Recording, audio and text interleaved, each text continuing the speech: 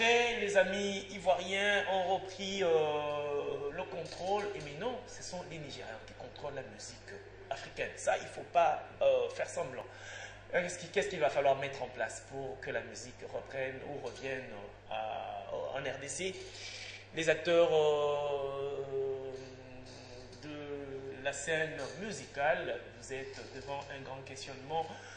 Cherchez à mettre ce que vous devez mettre en place pour que cela rentre en République démocratique du Congo avec beaucoup de plaisir. La matinale, c'est aussi l'invité annoncé. Voilà pourquoi. Sur ce plateau, nous recevons M. Papi Tamba, qui est donc communicateur de la majorité présidentielle. M. Papi, nous vous disons bonjour et vous souhaitons la bienvenue. Merci, M. Yves. Voilà, comment la santé? Ça va très bien. La santé de l'AMP? L'AMP va très bien. Et voilà, avec vous, nous allons un peu dire un petit mot par rapport à ce qu'a été la cérémonie d'ouverture de la session de septembre dans les deux chambres du Parlement, donc au Sénat et à l'Assemblée nationale, mais beaucoup plus mettre l'accent sur le discours du président du Sénat, Léon Kengwa-Dondo, qui a tapé sur la table, qui a relancé le débat autour de la révision constitutionnelle. Avant que vous ne preniez la parole, nous proposons de prendre d'abord cet élément. Et après l'élément, nous allons vous donner la parole pour réagir. Comment une constitution qui prévoit des dispositions intangibles peut-elle autoriser les institutions issues d'elle de modifier les dites dispositions sans tomber dans un cas flagrant de violation intentionnelle de la Constitution? Par ces mots, le speaker de la Chambre haute du Parlement relance le débat sur la révision constitutionnelle. Ce lundi 15 septembre, Léon Kengwa-Dondo a clairement donné sa position. Face à son collègue de l'Assemblée nationale, le Premier ministre et son team ainsi que la classe gouvernante réunie à l'occasion de l'ouverture de la session de septembre, le président du Sénat donne sa lecture des faits. Les dispositions intangibles de la Constitution, je pense ici à l'article 220 et à tous ceux auxquels il renvoie, constituent le pivot, le socle, l'armature de toute architecture constitutionnelle. Comment peut-on les modifier sans détruire par ce fait même tout l'édifice constitutionnel construit dans la paix? Chers compatriotes, dans son message à la nation devant le Congrès, à l'occasion de la clôture des concertations nationales, le président de la République a déclaré, je cite, « Comme les délégués à ces assises, je suis pour le respect par tous de l'esprit et de la lettre de la Constitution de la République dans son ensemble, tel qu'adopté par le référendum populaire en 2005 qui dit mieux. » Reçu comme un coup de bâton pour éveiller la conscience du chef de l'État, certains restent sans mots. No comment. Aucune réaction. Aucune réaction de quoi? Non, j'ai écouté, je n'ai pas encore eu le temps d'analyser. D'autres, par contre, épousent la pensée de Léon Kengwa-Dondo. La Constitution ne parle pas de ces histoires-là. C'est du bavardage. Il faut arrêter là. Il faut arrêter. La Constitution, c'est une loi. Ce n'est pas une déclaration d'intention. Le droit, ça s'impose. Ce qui est interdit. Et si vous allez dans ce qui est interdit, c'est une violation intentionnelle de la Constitution. C'est la haute trahison qui est sanctionnée par la Cour constitutionnelle. C'est dangereux parce que nous risquons de briser le fondement, la démocratie et la cohésion nationale. Nous ne pouvons pas nous le permettre. Nous avons beaucoup de choses à régler. En dehors des questions sociales, il y a aussi des questions sécuritaires à l'est du pays, au nord-est du pays, avec les questions de FDLR, des questions de M23, des questions de LRA, des questions de Mbororo et tout ça. Il y a des choses qui peuvent encore, nous devons rechercher à consolider. Léon Kengwa-Dondo craint que la révision constitutionnelle menace la paix et la cohésion nationale. Voilà, de retour sur ce plateau, M. Papi Tamba, communicateur de la majorité présidentielle, votre première réaction à chaud. Vous savez, Monsieur Yves, quand j'étais encore à l'internat, enfant, j'allais à l'église catholique, je voyais devant moi des prêtres qui avaient pour discours « Faites ce que j'ai dit, ne faites pas ce que j'ai fait ». Ils ont réussi à m'amadouer en tant qu'enfant avec ce genre de discours. Mais une fois j'ai commencé à avoir la barbe, j'ai commencé à grandir, je pense qu'au-delà de leur discours, j'ai commencé aussi à observer leurs actes pour que maintenant je commence à faire ce que je trouve de bien chez eux et à ne pas faire ce que je trouve de ne pas bien. Écoutez, soyons tout de même sérieux.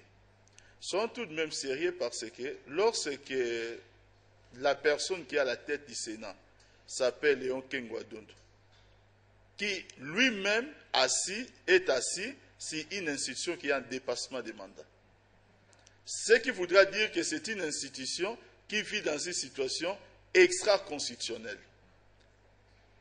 Il peut justifier son dépassement de mandat pour des raisons, je pourrais dire, d'inadaptabilité de notre Constitution. Il ne peut pas oublier que le Sénat n'est pas la seule institution de la République et que la majorité aujourd'hui ne pose pas les problèmes sur les articles intangibles, sur sa révision ou pas. La majorité parle d'une situation, la situation électorale dans notre pays. La majorité exprime un fait qui est réel, c'est que jusqu'à ce jour, nous n'avons organisé aucune élection locale. Et à ce jour, nous avons des institutions provinciales et le Sénat qui sont en dépassement des mandats. Par rapport à cela, la majorité, en tout cas, plaide pour que nous puissions aller vers l'organisation de ces élections afin de boucler, de boucher les déficits que nous avons au niveau des élections. Si maintenant résoudre cela ferait que nous puissions maintenant commencer à envisager une sorte d'adaptabilisation, d'adapter les choses de façon constitutionnelle. Comme le Sénat aujourd'hui vit la même situation, je ne pense pas que ça puisse être un péché parce que le président de la République. Le président du Sénat, 16 fois Premier ministre ou Premier commissaire d'État dans notre pays. 16 fois. 16 fois qui voudra dire quoi? Qui voudra dire c'est plus de 15 ans, plus de 20 ans de gestion commune avec le président Mobutu. Nous aurions aimé l'entendre parler au moment où on pouvait rester au pouvoir, juste par la volonté d'une seule personne, non pas par des équilibres institutionnels, non pas par des mécanismes institutionnels. Nous aurions aimé l'entendre dire en ce moment-là, comme nous aimerions l'entendre dire aujourd'hui aussi par rapport au Sénat qui est en dépassement des mandats, pour nous parler des choses. Le président de la République a dit une chose qui reste vraie jusqu'à ce jour. Personne dans la majorité ne dit qu'il y a l'intention de violer la Constitution. Je pense que le secrétaire général de la majorité, les camarades présidents Obemina, étaient clairs à ce sujet par rapport à son point de presse. Que la majorité présidentielle respectera la Constitution de A à Z. Et parler de la Constitution, c'est aussi parler des articles qui permettent aussi sa révision. Et aussi parler de la révision de la Constitution, c'est aussi envisager que devant un problème de conflit majeur, comme c'est le cas en matière électorale, que le peuple puisse s'exprimer. En quoi est-ce qu'on peut maintenant se présenter en magistrat? Parce que peut-être on a essayé de faire une carrière de magistrat pour commencer à juger les gens en émettant ses avis personnels devant une tribune qui n'est pas que composée par des gens de sa famille politique. Je pense, et parce que la Constitution le permet, l'initiative prise au niveau du gouvernement le 9 juin 2014 va continuer à courir parce que la Constitution dit que le gouvernement a l'initiative de la révision de la Constitution. Et je pense aussi que le Sénat, le moment venu, l'inscrira dans son ordre du jour. Je le pense enfin que les raisons du président Kengo sont d'ordre politique et peut-être ça doit amener à plus de sincérité. Mais comment on peut trouver ou analyser cette question au moment où le débat sur la révision constitutionnelle est déjà lancé et cela fait parler dans des états-majors des partis politiques quand Léon Kengwa-Dondo, qui n'est pas n'importe qui, d'abord un, président du Sénat et de deux, coprésident du présidium ayant organisé les concertations nationales quand il arrive à lever le ton et taper la main sur la table. Cela ne cache pas quelque chose. Mais je pense l'avoir dire ici, c'était même la dernière phrase, que sa démarche est beaucoup plus politique. Et lorsque la démarche est politique, nous exigerons aussi la part des acteurs politiques d'être plus clairs. Qu'ils disent devant la nation pourquoi je m'exprime de la sorte. Qu'ils ne puissent pas maintenant mentir aux Congolais pour dire qu'il est soucié de la procédure qui n'est pas viciée et qui ne sera pas viciée, parce que lui-même s'assied sur une institution, comme je vous ai dit, qui est déjà en dépassement. Donc il n'est pas qualifié pour donner des leçons de morale. 16 fois Premier ministre. Okay. Donc ces visées sont d'ordre politique et il faut seulement être naïf pour ne pas les comprendre. Ok, son collègue de l'Assemblée nationale, l'honorable président Vaminakou, dans son adresse, lui cette fois-ci, il a beaucoup plus parlé de notre article plutôt que celui 220 évoqué par le président du Sénat. On dirait que côté majorité, vous êtes en train de masquer. C'est l'article 220 qui est visé beaucoup plus par rapport à sa révision, mais vous parlez de l'organisation des élections. Vous savez, la majorité ne masque rien, absolument rien. La majorité est dans une démarche saine. La démarche saine, c'est la justice électorale dans notre pays. Mais c'est Yves, il faut franchement être de mauvaise foi pour ne pas admettre qu'à ces jours, nous avons des élections présidentielles et législatives organisées et qu'on n'a jamais organisé une seule élection provinciale, plutôt locale, au niveau, et puis une élection urbaine ou municipale. Il faut être de mauvaise foi pour ne pas reconnaître que les institutions provinciales et les Sénats sont en dépassement des mandats. Les dire, ce n'est pas énerver la paix, c'est au contraire chercher à consolider la paix. Personne dans la majorité ne parle de la révision de l'article 220. Ce qui y reste déjà n'est pas possible selon l'esprit de la Constitution. Mais nous sommes en train de dire que le moment venu, si le peuple congolais estimait, et ce n'est pas le président du Sénat qui pourrait l'empêcher au peuple congolais, de se prononcer par rapport à cette matière, c'est le peuple seul souverain, comme nous l'avons vu sous d'autres cieux, va essayer de voir dans quelle mesure il peut trancher. Parce que le conflit est réel dans la classe politique. L'émission que je suis en train de faire avec vous montre clairement l'existence de ces conflits. Entre les gens qui veulent vider un déficit électoral de notre pays, et ceux-là qui s'en foutent des déficits qui sont fixés sur une institution. Or, la Constitution a pour vocation de régler les conflits. La Constitution ne peut pas légitimer ou entretenir les conflits. C'est pourquoi c'est depuis 2008, mais c'est Yves, ça fait 6 ans, qu'un politicien français s'est levé. Alors ils n'ont pas de conflits majeurs comme nous l'observons ici, mais a commencé à proposer les passages vers la 6e République. Il s'appelle Arnaud Montebourg. Les Français n'ont pas dit que parce que c'est Arnaud Montebourg qui l'a proposé, un passage vers la 6e République, parce qu'aujourd'hui soit la 5e République, que cela deviendrait une violation ou un péché de la Constitution. Voilà pourquoi la majorité propose déjà la 4e République. Mais parce que nous sommes face à un conflit. Ce conflit, nous ne voulons pas avancer les yeux fermés. Nous devons avancer avec les yeux ouverts. Le peuple nous attend sur le langage de la vérité. La vérité, c'est quoi? La vérité, c'est qu'aujourd'hui, M. Yves, la majorité ne compte pas céder à la dictature de l'opposition en 2011.